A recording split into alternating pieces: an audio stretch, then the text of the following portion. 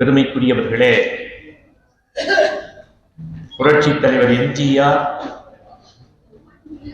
அண்ணாவின் மறைவுக்கு பிறகு கருணாநிதி அவர்களை முதலமைச்சராக்கினார். கலைஞர் கருணாநிதி அவர்களை. அதற்கு பிறகு அவர் கட்சியை விட்டு நீக்கப்பட்டதற்கு பிறகு ஒரு மாபெரும் வெகுஜன எழுச்சி, புரட்சி ஒரு ஊரில் ஏற்படலாம். ஒரு 4 மாவட்டத்தில் வரலாம், 5 மாவட்டத்தில் வரலாம், 10 மாவட்டத்தில் வரலாம், நகர்ப்புறங்களில் வரலாம். ஆனால் பட்டி தொட்டி எங்கும் கிராமப்புறங்களில் இருந்து நகர்ப்புறங்கள் வரை ஒரே மாதிரி எங்கேயும் வாகனத்தை யாரும் அனுமதிக்கவில்லை. அப்படி ஒரு வாகனம் வந்தால் அந்த வாகனத்தில் எம்ஜிஆர் வாழ்க, அப்புறம் இன்னொன்னு வாசகம் என்ன என்னப்ப சொல்ல தெரியாம இருக்கீங்க, ஒளிக அப்படின்னு ஒருத்தர் எழுதுனாங்க. இப்படி எழுதப்பட்ட வாகனங்கள் மட்டுமே சாலைகளில் அனுமதிக்கப்பட்டது என்றால் இது யார் நடத்திய போராட்டம், யார் நடத்திய புரட்சி? சொல்லிக் கொடுத்ததா? ஆங்காங்கே ஆட்களை வைத்து நடத்துங்கள் என்று உத்தரவு வந்ததா? தன்னெழுச்சி, தன்னெழுச்சி புரட்சி. தமிழகம் இதுவரை கண்டிராத ஒரு எழுச்சி, புரட்சி. என்ன காரணம்? நாங்கள் எம்ஜிஆர் சொல்லித்தான் திமுகவை ஆதரித்தோம். கடவுள் இல்லை என்று சொன்ன கட்சிக்கு நாங்கள் ஓட்டு போட்டதற்கு காரணம் எம்ஜிஆர். அந்த எம்ஜிஆரையே நீக்கிவிட்டால் இனிமேல் இவர்களுக்கு நாங்கள் ஓட்டு போடுவோமா? வா மகனே என்று சொல்லி வீதி எங்கும் தெருவெங்கும் மிகப்பெரிய போராட்டம் எழுச்சி. 6 மாதத்தில் அதற்காக வந்தது திண்டுக்கல் நாடாளுமன்ற தேர்தல். அந்த நாடாளுமன்ற தேர்தலில் ஃபார்வர்ட் பிளாக் அந்த மக்களின் நல்லாதரவை பெற்றது. நமது கண்ணியத்திற்கும் போற்றுதலுக்கும் உரிய ஐயா தேவரையா அவர்கள் உருவாக்கிய கட்சி. இப்படி வலிமையாக இருக்கிற அந்த பகுதியில் புரட்சி தலைவர் எம்ஜிஆர் ஒரு அடையாளம் தெரியாத வழக்கறிஞர் மாயத்தேவர் அவர்களை வேட்பாளராக நிறுத்துகிறார். சின்னம் இல்லை. பெருந்தலைவர் காமராசர் பெரும்புகளோடு தேர்தலை எதிர்கொள்கிறார். இந்திரா காந்தி அம்மையார் திமுக அதிகார பலத்தோடு அந்த தேர்தலில் ஒரு இமாலய வெற்றியை, 2000 வாக்குகள் குறைந்திருந்தால் திமுக ஜாமீன் தொகை இழந்திருக்கும். அப்படி என்றால் திண்டுக்கல் தேர்தல் தான் புரட்சி தலைவர் எம்ஜிஆர் தான் திமுக, திமுக தான் எம்ஜிஆர் என்று என் தலைவர் சொன்னார் அல்லவா? அக்டோபர் 72 8ஆம் தேதி லாயன்ஸ் காலனியில் அதை நிரூபித்து காண்பித்தவர் என் தலைவர். திமுக என்றால் எம்ஜிஆர், எம்ஜிஆர் தான் திமுக என்று.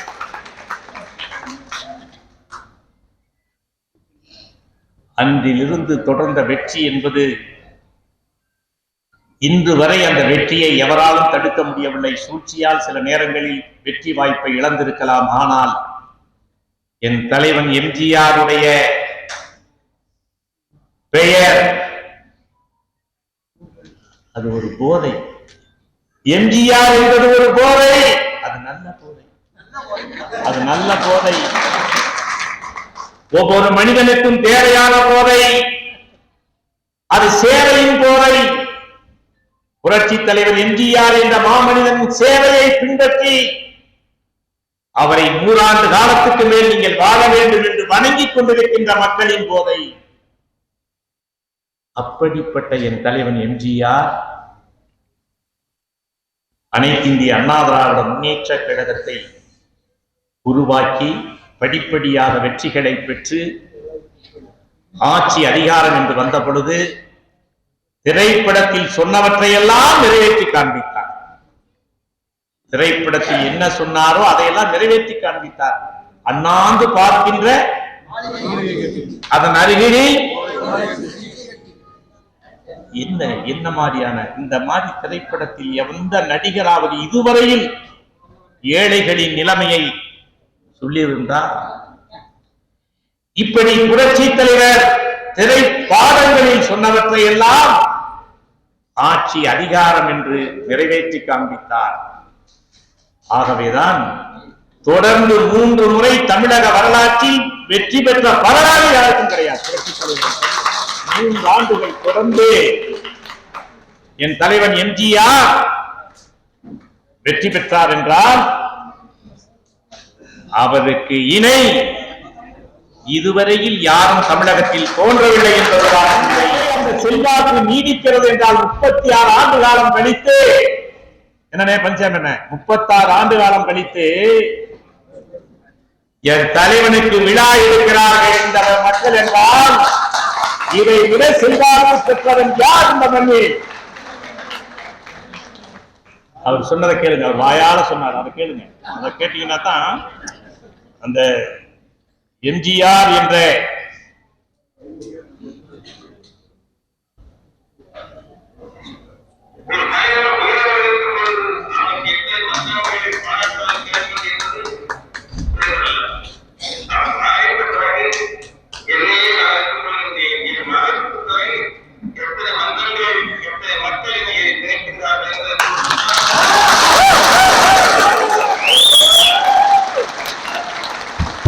தலைவன் அன்றைக்கு பேசியதை நிறைவேற்ற வேண்டும் என்று இரவு பகலாக சிந்தித்துக் கொண்டு உழைத்து சம்பாதித்த அந்த பணத்தில் தலைவனுக்காக செலவு செய்கிறீர்களே, உங்கள் காலை தொட்டு வணங்குகிறேன். என் தலைவனுக்காக நீங்கள் அர்ப்பணித்திருக்கிறீர்கள். என் தலைவனுடைய எண்ணப்படி வாழ வேண்டும் என்று விரும்புகிறீர்கள். ஓராண்டல்ல ஈராண்டல்ல 36 ஆண்டு காலம் கழித்து இன்னும் என் தலைவனுக்கு நாடெங்கிலும் விழாக்கள் எடுக்கப்படுகிறது. நாடெங்கிலும் அவர் படத்தை வைத்து பூஜிக்கப்படுகிறார்கள். அவருடைய திரைப்படத்திற்கு புது படத்தை போல் வசூல் அளிக்கிறது என்று சொன்னால் என் தலைவன் இன்றைக்கும் வாழ்ந்து கொண்டிருக்கிறான். என் தலைவன் எப்படிப்பட்ட தீர்க்கதரிசி பாருங்கள். அவர் எத்தனை பாடல்களை, எத்தனை வசனங்களை, எத்தனை திரை பாடல்களை இந்த மண்ணில் வழங்கிவிட்டு சென்றிருக்கிறார். ஆக அவருடைய வெற்றிக்கு என்ன காரணம்? அவருடைய தோற்ற பொழிவு. அந்த மாதிரி ஒரு அழகனை இனிமேல் இந்த நாடு என்னைக்குமே பார்க்காது. நீங்க அந்த மாதிரி நிறத்துல யாரையாவது பார்த்திருக்கீங்களா? தலைவருடைய நிறத்தை மாதிரி இனிமேல் யாரையாவது பார்த்திருக்கீங்களா?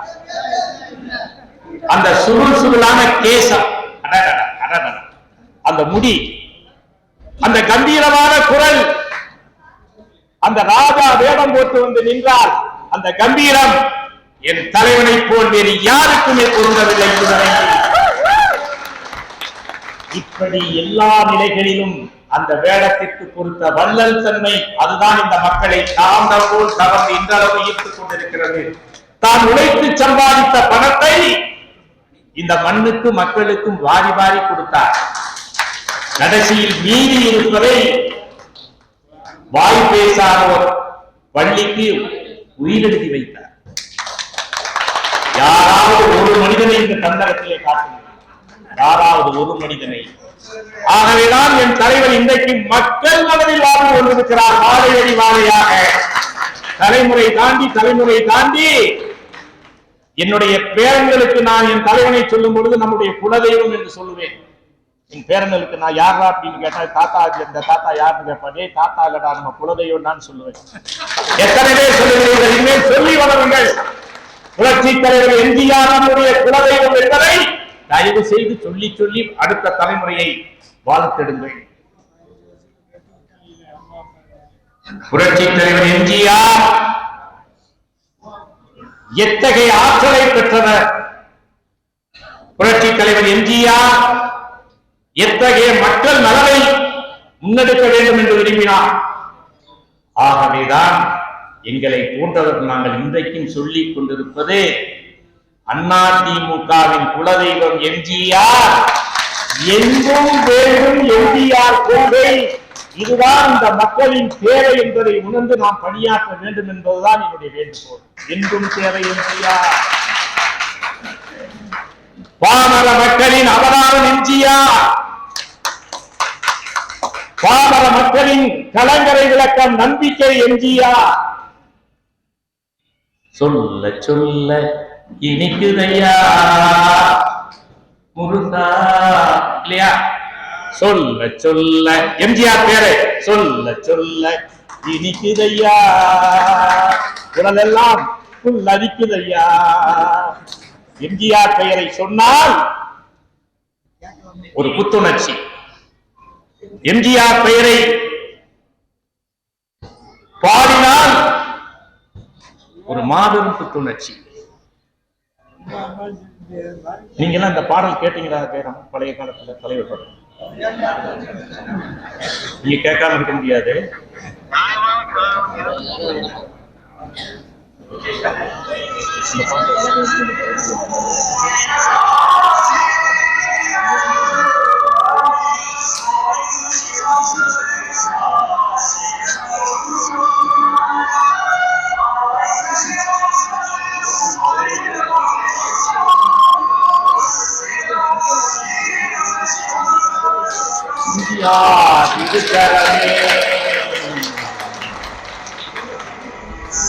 எங்கள் வீட்டு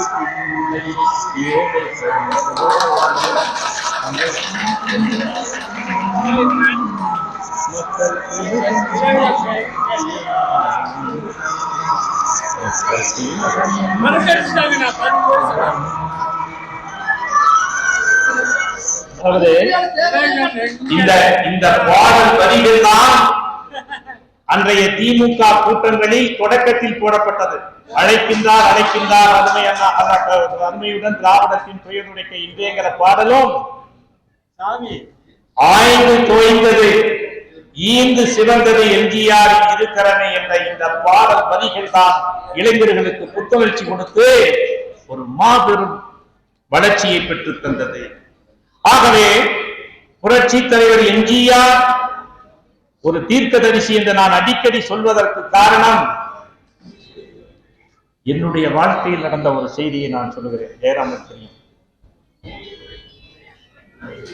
ஏன்னா அவர் என்ன மாதிரி தெரியுமா? அண்ணா திமுகவில் இன்னைக்கு நாங்க 2 தொகுதி அமைப்பாளர் இருக்கிற, தலைவரால் நியமிக்கப்பட்ட தொகுதி அமைப்பாளர் 2 பேர் தான். யார் தெரியுமா? நான் ஒண்ணு, இன்னொன்னு செங்கோட்டையன். நாங்க தான் பழைய தொகுதி அமைப்பாளர். இந்த கட்சியிலேயே முதல்ல தலைவர் கட்சி ஆரம்பிச்ச போது இல்ல அதாவது பொறுப்புல இருக்கிறதுல நீங்க இப்ப அந்த பழைய தொகுதி அமைப்பாளர் பட்டியல்ல இப்ப பல பேர் அந்த மாதிரி பல பேர் அடையாளம் தெரியாமலேயே நிலைமை ஆயிப்போச்சு. அதனால எதுக்கு சொல்ல வரேன்னா, அப்படி புரட்சி தலைவர் என் மீது மிகுந்த பாசம் கொண்டவர். ஏன் தெரியுமா? கருணாநிதி முதலமைச்சராக இருந்த பொழுது அவர் மேடையிலே போய் நான் எலுமிச்சம்பழமானை போட்டு என்னுடைய உயிரை தியாகம் செய்ய வைத்தேன் என்பதற்காக அவர் என் மீது சொன்னார், நீதாண்டா அதிமுகவின் முதல் தியாகி, நீதாண்டா அதிமுகவின் பகத்சிங் என்று அவர் என்னை பாராட்டி சொன்ன அந்த வார்த்தைகள் தான் இன்று வரை எனக்கு மிகப்பெரிய பதவியாக கவசமாக நான் வைத்துக் கொண்டு அவருக்காக விசுவாசமாக நான் உழைத்துக் கொண்டிருக்கிறேன். அவர் என்ன சொன்னாருங்கிற ஒரு வார்த்தை கேட்டுங்க, அதை கேட்டுங்க, அதையும் கேட்டுங்க.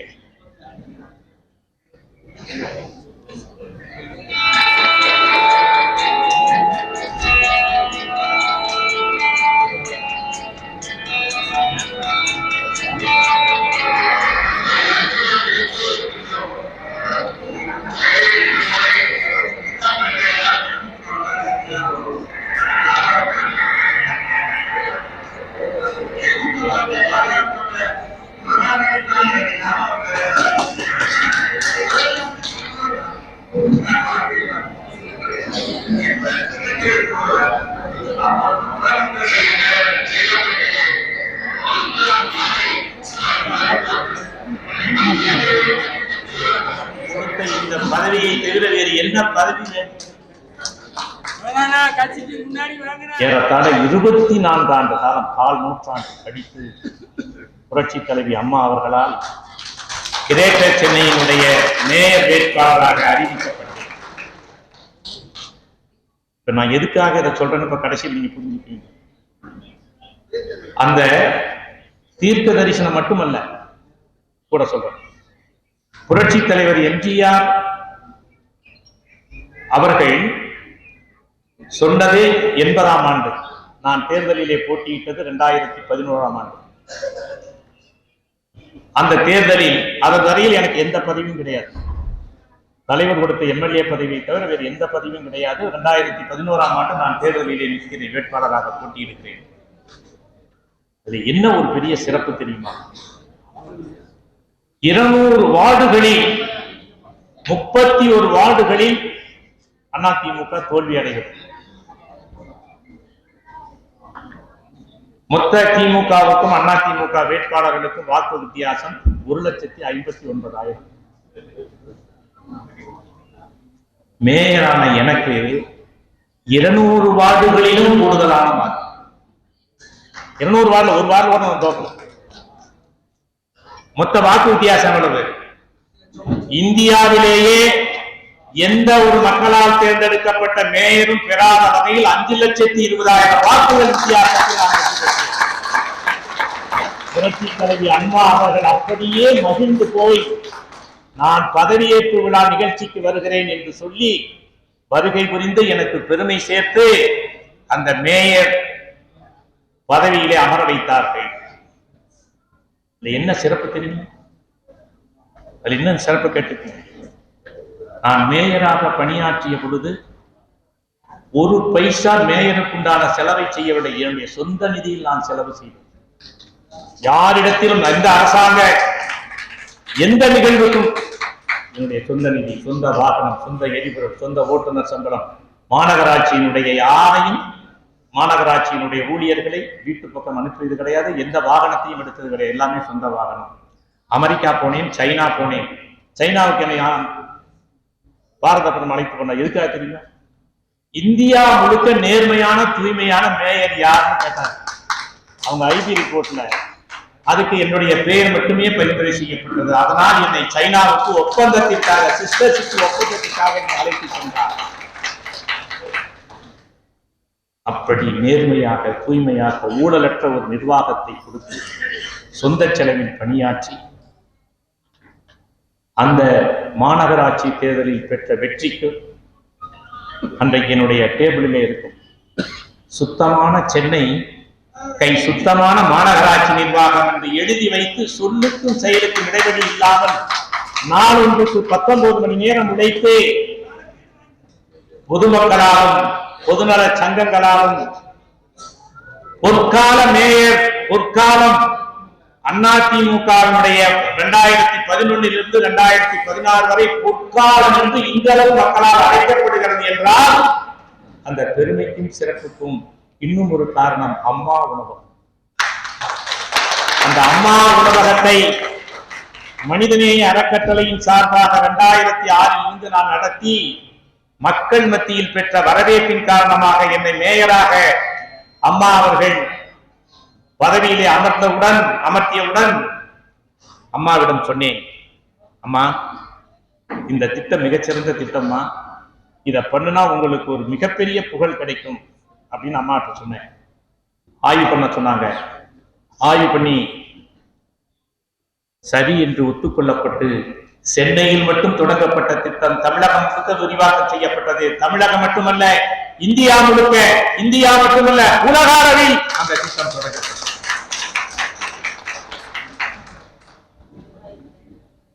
அந்த திட்டம் எத்தகைய வெற்றியை கொடுத்தது தெரியுமா? 2014ஆம் ஆண்டு நடைபெற்ற நாடாளுமன்ற தேர்தலில் 37 இடங்களில் வெற்றி பெறுவதற்கு அம்மா உணவகம் ஒரு காரணம் என்பதை நான் சொல்லவில்லை, புரட்சி தலைவர் அம்மா சொன்னார்கள். அதைவிட இன்னொரு சிறப்பு, என்னுடைய 5 ஆண்டு கால மேயர் ஆற்றிய பணிக்கு ஒரு அடையாளம், சென்னை பெருநகர மாநகராட்சியில் 3 நாடாளுமன்ற தொகுதிகளில் வெற்றி பெற்ற வாய்ப்பே கிடையாது. ஆனால் 2014ஆம் ஆண்டு தோற்கடிக்க முடியாது என்று சொல்லப்பட்ட தயாநிதி மாறனை தோற்கடித்து 3 நாடாளுமன்ற தொகுதிகளிலும் அதிமுக வெற்றி பெறுவதற்கு இந்த அம்மா உணவகம் காரணம் என்று புரட்சி தலைவர் அம்மா அவர்கள் வாயால் பாராட்டப்பட்டனர். இதையெல்லாம் எதற்கு சொல்லுகிறேன் என்றால், எனக்கு இந்த மரியாதை எப்படி கிடைத்தது, அதைத்தான் என்னுடைய தளபதிகள் தலைவர்களுக்கு நான் ஒரு கவனப்படுத்த விரும்புகிறேன். தலைவர் அன்றும் சரி இன்றும் சரி என்னுடைய பாதை, என்னுடைய செயல்பாடு அத்தனையின் தலைவன் புரட்சி தலைவர் எம்ஜிஆர். என்றும் தேவை எம்ஜிஆர், எப்பொழுதும் தேவை எம்ஜிஆர். எம்ஜிஆர் எம்ஜிஆர் என்று சொல்லி பாருங்கள், உங்களை தேடி வெற்றி பாராளும். என் தலைவன் எம்ஜிஆரை ஜெயராமன், நம் தலைவன் எம்ஜிஆரை எம்எல்ஏ சார்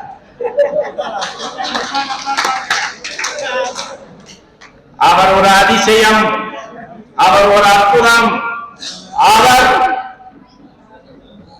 கண்ணுக்கு தெரியாத மின்சாரமாக இந்த மண்ணிலே இருந்து கொண்டிருக்கிறார், மக்களின் உள்ளங்களிலே வாழ்ந்து கொண்டிருக்கிறார். அந்த தலைவனை, இந்த மக்களுக்கான அந்த தலைவனை என்றும் தேவை எம்ஜிஆர் என்ற சொல் இருக்கிறது அல்லவா, இது ஏழைகளின் சொல், ஏழைகளின் நம்பிக்கை. கலங்கரை விளக்கமாக புரட்சி தலைவர் எம்ஜிஆரை நம்புகிறார்கள். அந்த நம்பிக்கையை நாம் நங்கூரவிட்டால் வெற்றி நம்மை தேடி தானாக வரும். புரட்சி தலைவர் எம்ஜிஆர் என்ற மாமனிதன் நீங்க நினைவில் வைத்துக் கொள்ளுங்கள்.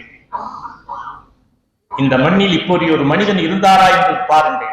1958ஆம் ஆண்டு அறக்கட்டளையை உருவாக்கி கல்வி சுகாதாரம் என்று, எந்த வருஷம் 1958, ஒரு சவரன் நகை எவ்வளவு தெரியுமா? 35 ரூபாய். அப்பொழுது 3 லட்சம் ரூபாயை முதலீடு செய்து சேவைக்கு செய்கிறார் என்றால், இந்த தலைவனோடு ஒப்பிடுவதற்கு இனி ஒரு மனிதன் உண்டா? யோசித்து பாருங்கள். மருத்துவமனை, பள்ளிக்கூடம், இப்படி என் தலைவன் சம்பாதித்த அனைத்து சொத்துக்களையும் இந்த மண்ணுக்கும் மக்களுக்கும் கொடுத்தார். இல்லை என்றால் ஒரு இந்திய பிரதமர் அந்தமானில் போய் ஒரு நடிகருடைய பெயர் அமைந்த மன்றத்தை திறந்து வைப்பாரா? யாரு தெரியுமா? லால் பகதூர் சாஸ்திரி என்ற இந்திய பிரதமர். சூப்பர். அதை சொல்லக்கூடாதுன்னு நினைச்சு நீ சொல்ல வச்சுட்ட. மன்றம் திறந்தான்னு சொல்லிடணும், அதை எதுன்னு சொல்லக்கூடாது. பாரத பிரதமர் அந்த மன்றத்தை திறந்தது. எத்தனை எத்தனை ஆச்சரியங்கள், எத்தனை எத்தனை அதிசயங்கள். அதிசயங்களின் அடையாளம் எம்ஜிஆர், அதிசயங்களின் அடையாளம் எம்ஜிஆர், ஆச்சரியங்களின் அடையாளம் எம்ஜிஆர். எம்ஜிஆர் என்ற மாமனிதன் செய்த சேவைகள்,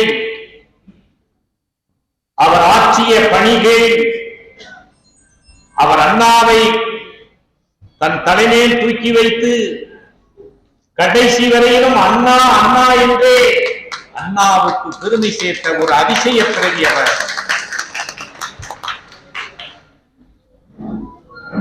எந்த திரைப்படத்திலாவது அண்ணாவை ஏதாவது ஒரு வகையில் காண்பிப்பார். கருப்பு சிவப்பு வர்ணத்தை ஏதாவது ஒரு நிலையில் காண்பிப்பார். பாடல் வரிகை, காதல் பாட்டுல சொல்றாருங்க, கூந்தல் குங்குமம், இந்த மாதிரி பாமர மக்களின் சிந்தனையில் ஒரு இயக்கத்தை பதிய வைத்து இங்க இருக்கு. நிறைய பேர் நீங்க வந்திருக்கீங்க, கிராமப்புறத்துல வந்திருக்கீங்க. பொங்கல் வாழ்த்துங்கிற அட்டை இருக்கு இல்லையா? இன்னைக்கு அதெல்லாம் மறந்தே போச்சு. ஆனால் அன்றைக்கு அந்த பொங்கல் வாழ்த்து அட்டையில் ஓஹோ என்று விற்பனையானது புரட்சி தலைவருடைய படத்தை போட்ட அட்டைகள் மட்டுமே. எல்லா திரைப்படங்களுக்கும் அன்னைக்கு பாட்டு புத்தகம் வைக்கும். இப்ப இருக்கா நமக்கு தெரியல, இருக்கா? இல்ல. புரட்சி தலைவர் எம்ஜிஆருடைய திரைப்பட திரைப்படத்திற்கு செல்லுகின்ற ஒவ்வொருவரும் வரும்போது ஒரு பாட்டு புத்தகத்தை வாங்காமல் வரமாட்டோம். அதனுடைய அருமை நமக்கு அப்பொழுது தெரியவில்லை, இப்பொழுதுதான் அது தெரிகிறது. இப்படி சொல்ல சொல்ல இனிக்குதையா எம்ஜிஆர் சொல்ல சொல்ல எதை சொல்றது என்ன, அவருக்கு அனுபவம் நிறைய இருக்கு. அவர் தலைவருடைய சிஷ்யன், புரியுதா? அவர்லாம் அந்த கொங்கு மண்டலத்தில் இருக்கிற கட்சிக்காரங்க வந்தா அது ஒரு கலையே, ஒரு கலை. கொங்கு மண்டலத்தில் இந்த தளபதிகள் எல்லாம் வருவாங்க. தலைமைச் செயலகமானாலும் சரி, ஒரு அமைச்சர்கள் இல்லமானாலும் சரி, எங்க வந்தாலும் சரிங்க, அந்த கொங்கு மண்டலத்தினுடைய பெருமையும் சிறப்பும் தனி. வாயிலேயே வாங்க என்று கேட்டு கேட்டு பேசி பேசி திட்டும் போது கூட மரியாதையோடு திட்டுகிற பண்பை வளைப்பது இந்த மண்டலம். அந்த கட்சி அதிமுக என்பது எங்களுடைய உதிரத்தில் ஊனில் கலந்த ஒரு இயக்கம். இந்த இயக்கத்தினுடைய தற்கொலை படை என்று நான் எப்போது அன்பும் சொல்வேன், இன்றும் சொல்வேன், என்றும் சொல்வேன். அதிமுக தற்கொலை படை. இந்த இயக்கத்திற்காக எந்த தியாகத்தையும் செய்யும். அதிமுக என்ற மாபெரும் இயக்கத்தை என் தலைவர் உருவாக்கினார். அந்த இயக்கம் ஏழை எளியவர்களுக்காக பயன்பட்டது. இந்த இயக்கத்தை மக்கள் நம்புகிறார்கள். இந்த இயக்கத்தின் மீது பற்றுக் கொண்டிருக்கிறார்கள். இன்றைக்கு மதுரவீரன் சாமி என்று ஒரு இன மக்களே கும்பிட்டுக் கொண்டிருக்கிறார்கள். அந்த மதுரவீரன் சாமியை மறக்க முடியுமா? வேண்டாமா? சொல்ல முடியும்.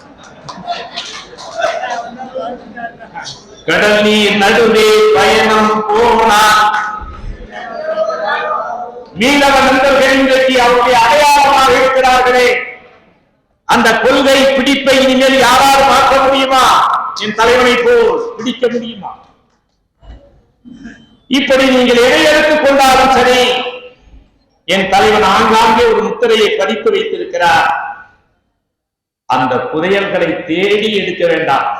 அந்த புதையல்கள் இருக்கிறது என்பதை உணர்ந்து நாம் செயல்பட்டாலே போதும்.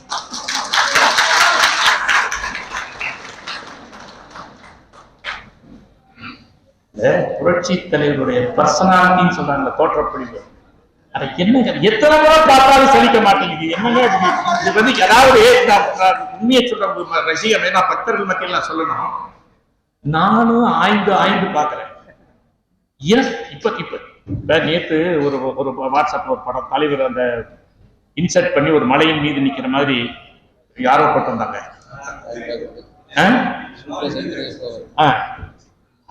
நானும் 40 முறை பார்த்தாலும் திரும்ப திரும்ப அதை பார்க்க தோணுதே தவிர, என்ன மாதிரி ஆளுக்கே இப்படி இருந்தா இன்னும் பல இளைஞர்கள் பெண்கள் எல்லாம் எப்படி பார்ப்பார்கள்? ஆகவேதான் சொல்லுகிறேன், புரட்சி தலைவர் எம்ஜிஆர் என்ற மகா சக்தி அது மக்கள் மத்தியில் நிரம்பி இருக்கிறது மின்சாரத்தை போல். அந்த சக்தியை விளக்காக பயன்படுத்தலாம், தெருவிளக்காக பயன்படுத்தலாம், ஏசி குளிர்சாதன பெட்டிக்கு பயன்படுத்தலாம், எல்லாத்துக்கும் பயன்படுத்தலாம். பயன்படுத்துவர்களுடைய புத்திசாலித்தனத்தில் இருக்கிறது என் தலைவன் எம்ஜிஆர்.